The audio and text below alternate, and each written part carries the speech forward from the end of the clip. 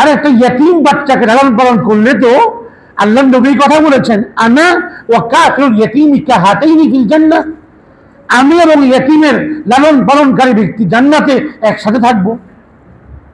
কত বড় সুসংবাদ! তো আমরা সেখানে আমরা বিপরীতমুখী অবস্থান করি। সমাজের লোকেরা মুসলমান হওয়া সত্ত্বেও রাসূলের আদর্শ তার ভেতরে নেই, বা রাসূলের আদর্শকে গ্রহণ করতে চায় না। সে বোঝা মনে করে, ডিভোর্সি মহিলার সন্তানকে বোঝা মনে করে, স্বামী বিধবা স্ত্রী বিধবা নারীর সন্তানকে বোঝা মনে করে। অথচ রাসূল সাল্লাল্লাহু আলাইহি ওয়াসাল্লাম বললেন, উম্মু সালামা, তোমার আগের ঘরের সন্তানগুলো তো আমারই সন্তান, তো আমিও তাদের লালন পালন করবো, দেখভাল করবো, এতে কত সওয়াব। আর মারা বিধবা নারীকে খোঁজ খবর রাখা, তাদেরকে দেখভাল করা, এটা এত বড় সওয়াব।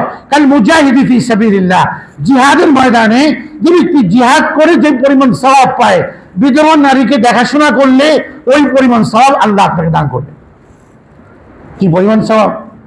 আমরা কোথায় সওয়াব থেকে? মুসিবতে সবর করা আল্লাহর নির্দেশ, ইয়া আইয়ুহাল্লাযীনা আমানু ইসতাঈনু বিস-সাবরি ওয়াস-সালাহ, তোমরা নামাজের মাধ্যমে সবরের মাধ্যমে আমার কাছে সাহায্য চাও।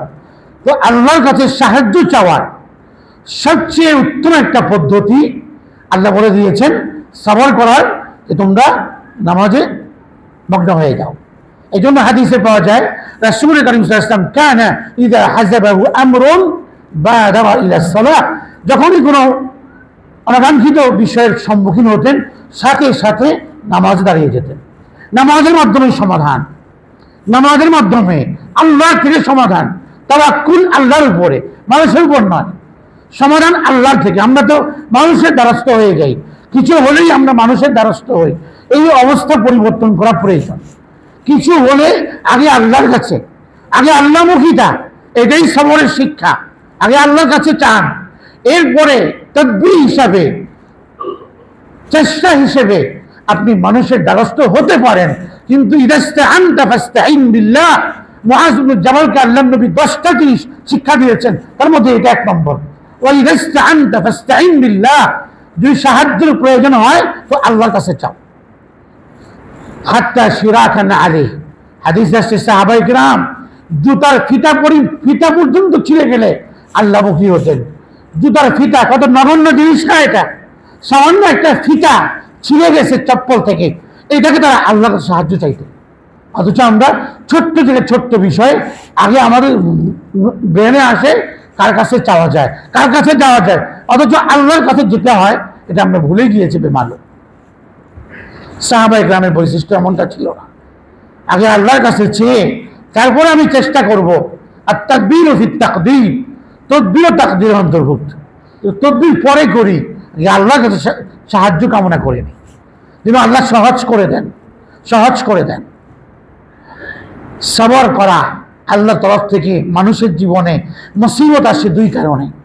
একটা মুসিবত আসে মানুষের গুনাহের কারণে, যা আল্লাহ কোরআনে বলেছেন, আমা আসাবাকুম মিন মুসিবা ফাবিমা কাসাবাত আইদিকুম, তোমাদের যাপিত জীবনে যে মুসিবতের আক্রান্ত তোমরা হও, বিপদের সম্মুখীন হও, এ তোমাদের অর্জন, তোমাদের গুনাহ, তোমাদের গুনাহ, তোমাদের চোখের গুনাহ, তোমাদের হাতের গুনাহ, তোমাদের জবানের গুনাহ, তোমাদের কানের গুনাহ, তোমাদের লজ্জাস্থানের গুনাহ, তোমাদের পায়ের গুনাহ, পেটের গুনাহ। হারাম খাচ্ছ, সুদ খাচ্ছ, ঘুষ খাচ্ছ, অবৈধ উপার্জন করে পেট ভরছো, উদর পূর্তি করছো, ওটার শাস্তিগুলো। তো গুনাহের কারণে মুসিবত আসে বান্দার জীবনে, তারই অর্জন, তার নিজস্ব অর্জন। এতে আল্লাহকে দোষারোপ করার সুযোগ নেই। তার নিজের গুনাহের কারণে আমাদের উপর মুসিবত আসে। আল্লাহ বলেন, ওই আফু আন কাসীর, আমি যদি তোমার প্রত্যেকটা গুনাহকে ধরতে চাইতাম, আমি ধরতে পারতাম। বেশিরভাগ গুনাহকে আমি মাফ করে দেই, বেশিরভাগ গুনাহের কারণে তোমাকে আমি শাস্তি দিই না। ওই আফু আন কাসীর দিলে কি করতো তুমি? মা আনতুম বিমুজিজিনা ফিল আরদ, প্রতিটি গুনাহের কারণে, এক একটি কুদৃষ্টির কারণে, অশ্লীল দৃষ্টির কারণে যদি তোমার চোখটাকে আমি বন্ধ করে দিতে চাইতাম, আমি পারতাম। ওয়ালাউ ইউআখিযুল্লাহুন নাস বিমা কাসাবু মা তারাকা আলা যাহরিহা মিন দাব্বা, আল্লাহ যদি মানুষের প্রতিটি গুনাহে মানুষকে পাকড়াও করতে চাইতেন, পৃথিবীতে একটা মানুষের অস্তিত্ব বাকি থাকতো না, আল্লাহ ধরে ফেলতেন। ধরে ফেলতেন, কিন্তু আল্লাহ আমাদেরকে ছাড় দিচ্ছেন, অবকাশ দিচ্ছেন পরিশুদ্ধ জীবন গঠনের জন্য, আল্লাহর পথে ফিরে আসার জন্য, গুণামুক্ত জীবন যাপনে অভ্যস্ত হওয়ার জন্য, নিজেকে গুণামুক্ত রাখার জন্য আল্লাহ সুযোগ দিচ্ছেন। না হলে আল্লাহ ধরতে পারেন। আল্লাহ বলেন ওয়ালানুযীকান্নাহুম মিন আযাবিল আদনা দুনাল আযাবিল আকবার। দুনিয়াতে যখন শাস্তি দিই, মাঝে মাঝে ছোট্ট ছোট্ট শাস্তি দিই, বড় শাস্তি দিই না। কেন? লাআল্লাহুম ইয়ারজিউন, যেন গুনাহগার পাপী বান্দা পাপাচারী যেন পাপ থেকে বের হয়ে শুদ্ধতার পথে পা বাড়ায়। লাআল্লাহুম ইয়ারজিউন, সেজন্য তাকে পরিশুদ্ধ হওয়ার জন্য, পবিত্র হওয়ার জন্য, গুনাহমুক্ত হওয়ার জন্য, গুনাহের ক্যান্সার মুক্ত হওয়ার জন্য তাকে আমি সুযোগ দান করি। ছোট্ট ছোট্ট বিপদ দিই, ছোট্ট ছোট্ট মুসিবত তার জীবনে আসে। আরেক কারণে মানুষের জীবনে মুসিবত আসে, সেটা হলো আল্লাহর পক্ষ থেকে পরীক্ষা করার জন্য। যা আল্লাহ সূরা বাকারাতে বলেছেন ওয়ালানাবলুওয়ান্নাকুম বিশাইইম মিনাল খাউফি ওয়াল জু', আমি অবশ্যই তোমাদেরকে পরীক্ষা করব। কি দিয়ে পরীক্ষা করব? আমি তোমাদেরকে ইমতিহান করব, পরীক্ষা নিব ক্ষুধা দিয়ে, ক্ষুধার অভাব দিয়ে, বিশাইইম মিনাল জু' ওয়াল খাউফ, নিরাপত্তাহীনতা, আতঙ্ক দিয়ে, ভয় ভীতি দিয়ে, আশঙ্কা লিপ্ত করে তোমাদেরকে আমি পরীক্ষা করব। অনাকসিম মিনাল আমওয়াল, তোমাদের সম্পদে ক্ষতি হবে, ফসলে ক্ষতি হবে, এটা আমার তরফ থেকে পরীক্ষা। ওয়াল আমওয়াল, তোমাদের অর্থ সম্পদ নষ্ট হবে, ব্যবসায় ধস নামবে, পরীক্ষা আমার তরফ থেকে। সামারাত, ফসলাদিতে, সন্তানাদি, তোমার আগে তোমার সন্তান চলে যাবে, সন্তান হঠাৎ মৃত্যু হয়ে যাবে, আগুনে পড়ে যাবে, বিমান ক্রাশ হয়ে ইন্তেকাল করবে, আমার তরফ থেকে তোমার জন্য পরীক্ষা। এই পরীক্ষায় তোমার জন্য সুসংবাদ আছে, ওয়াবাশশিরিস সাবিরিন, যদি তুমি সবরকারী হতে পারো। সবরকারীদের বৈশিষ্ট্য হলো, আল্লাহ বলেন তারা যখনই মুসিবতে আক্রান্ত হবে আল্লাহর দিকে ফিরে যাবে, বলবে না যে কেন আল্লাহ আমাকে এই কাজ দিলেন, কেন আল্লাহ আমার সন্তান দিলেন, এই কথা বলবে না। শহীদ আজকে যারা এখানে যে সকল বাচ্চাগুলো মারা গেল, নিহত হলো, এরা প্রত্যেকেই শহীদ। এখন তো একসময় আমাদের দেশে শহীদ শব্দ নিয়ে রাজনীতি হতো, এখন আরো বেশি আফসোসের বিষয় হলো শহীদের লাশ নিয়ে রাজনীতি হয়। শহীদের লাশের প্রকৃত সংখ্যা নিয়ে ধোঁয়াশাচ্ছন্ন অবস্থা এবং পরিবেশ তৈরি হয়, ইচ্ছা করে এগুলো করা হচ্ছে। এই যে বিভিন্ন সময়ে বিমান দুর্ঘটনায় মানুষ মারা যাচ্ছে, এত বড় ট্র্যাজেডি, এটার জন্য তো একটা হচ্ছে আমরা যাদের সন্তান মারা গিয়েছে, এই সন্তান তাদেরকে আমরা ফিরে দিতে পারবো না, কারণ একবার যাওয়ার পরে সে আর ব্যাক করতে পারে না দুনিয়াতে। কিন্তু এরাও শহীদ, হাদিসে আসছে আল হারিক মিনাশ শহীদ, তারা আগুনের পড়ে মারা যায়, তারাও শহীদ। শাহাদাতের মর্যাদা আল্লাহ তাদেরকে দান করেন। ওয়াল গরীকু শহীদুন, ডুবে মারা গেল সেও শহীদ। ওয়াল মাতউন শহীদুন, যে ভাইরাসে আক্রান্ত হয়ে করোনাতে মারা গিয়েছে তারাও শহীদ। আমরা আশা করি এই ফুলগুলো জান্নাতি ফুল, এরা সব শহীদ। তবে তাদের জন্য দোয়া করার ক্ষেত্রে অনেকে এখানে অমুসলিমও ছিলেন, ঢালাওভাবে সবাইকে এভাবে বলা যায় না। সমবেদনা সবার জন্য, সমবেদনা দুঃখ প্রকাশ সবার জন্য হবে, কিন্তু শহীদ বলতে হলে, মাগফিরাত কামনা করতে হলে ইমানদারদের কথা বলতে হবে। যারা এই দুর্যোগে যে সকল ইমানদার শহীদ হলেন, মারা গেলেন, তাদের মাগফিরাতের দোয়া। আর যারাই এখানে মারা গিয়েছেন সবার জন্য আমাদের সমবেদনা, আমাদের শোক, কথাটা এইভাবে বলতে হবে।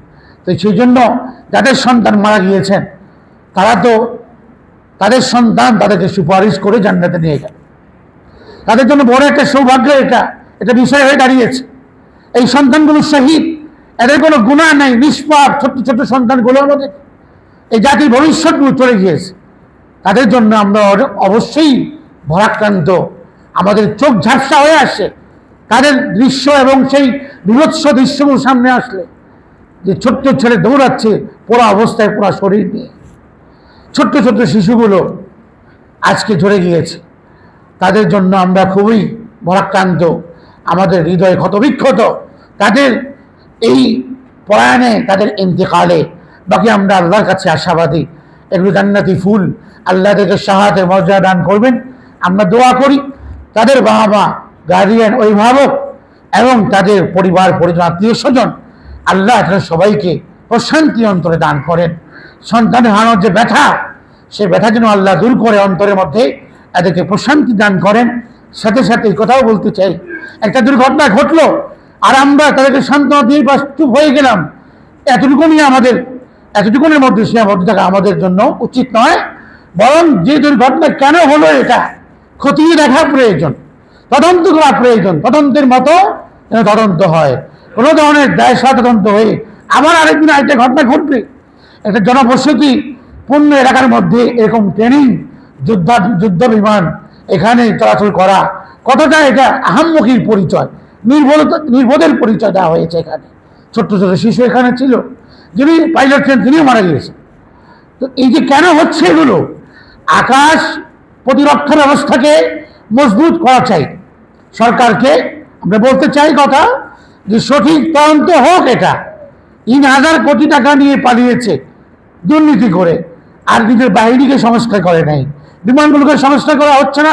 এগুলো সব বহু আগে এগুলো ব্যান্ড হয়ে গেছে, বহু আগে এগুলো ফিটনেসবিহীন সব কিছুতে আমরা অভ্যস্ত হয়ে গেছি। বিমানও ফিটনেসবিহীন, বাসও ফিটনেসবিহীন, সব চলে, বছর কি বছর চলছে বাস ফিটনেসবিহীন। এগুলো শেষ চলতে চলতে আমরাও ফিটনেসবিহীন হয়ে গেছি। আমাদের ভেতরে ফিটনেস নাই, আমাদের ভেতরে তাকওয়া নেই, অন্যের প্রতি সহানুভূতি নেই, আমরাও ফিটনেসবিহীন হয়ে গেছি। আমাদেরকে তাকওয়ার ফিটনেস গ্রহণ করতে হবে, সরকারকে খতিয়ে দেখতে হবে কেন হলো এটা। এবং আকাশ প্রতিরক্ষা ব্যবস্থা আপনারা দেখেছেন, শেষ করছি কথা, আপনারা দেখেছেন সিরিয়া যে ইরান কি পরিমাণ তাদেরকে, ইসরায়েলকে তারা কি পরিমাণ ধ্বংসযোগ্য অবস্থা তৈরি করেছে। 1947-এর পর ইসরায়েল প্রতিষ্ঠা হওয়ার পর থেকে তারা এরকম এত সংখ্যক তাদের তেলাওয়াইয়ে যে ভবন ধ্বংস হয়েছে কোনো নজির ছিল। অল্প কয়েকদিন ইরানের এই যে বোমা বর্ষণে, তাদের মিসাইল বর্ষণে যে পরিমাণ তারা ক্ষতিগ্রস্ত হয়েছে। এটা কেন? এখানে জয় পরাজয়, ইন্ডিয়া পাকিস্তানের যুদ্ধ হয়েছিল কয়েকদিন মাত্র, বন্ধ হয়ে গিয়েছে, ভালো হয়েছে। কিন্তু এই যে এখানে কিন্তু একটা জয় পরাজয়ের সমীকরণ আছে, সেটা হলো কাদের আকাশ প্রতিরক্ষা মজবুত, তাদের কাছে তারা কিন্তু আকাশ ব্যবস্থা ব্যবহার করেছে। তো সেটা কতটুকু কার মজবুত, কতটুকু স্ট্রং এটা আকাশ প্রতিরক্ষা ব্যবস্থা, এটা কিন্তু আমাদের সামনে স্পষ্ট হয়েছে। তো সুতরাং আমাদের দেশেরও আকাশ প্রতিরক্ষা ব্যবস্থাকে মজবুত করতে হবে, তাহলে এই ধরনের দুর্ঘটনাগুলো এড়ানো সম্ভব হবে। আল্লাহ তাআলা আমাদেরকে বোঝার তৌফিক দান করুন। আর আমরা এই ধরনের বিপদ থেকে আমাদের জন্য শিক্ষা গ্রহণ করা চাই যে আল্লাহ আমাদেরকে এই ধরনের অকাল মৃত্যু থেকে, অকাল বলতে আকস্মিক মৃত্যু, অকাল নয় আকস্মিক মৃত্যু, হঠাৎ মৃত্যু, এই অবস্থা থেকে যেন আমরা আল্লাহর কাছে পানাহ চাই। আল্লাহ নবী পানাহ চেয়েছেন এই অবস্থা থেকে।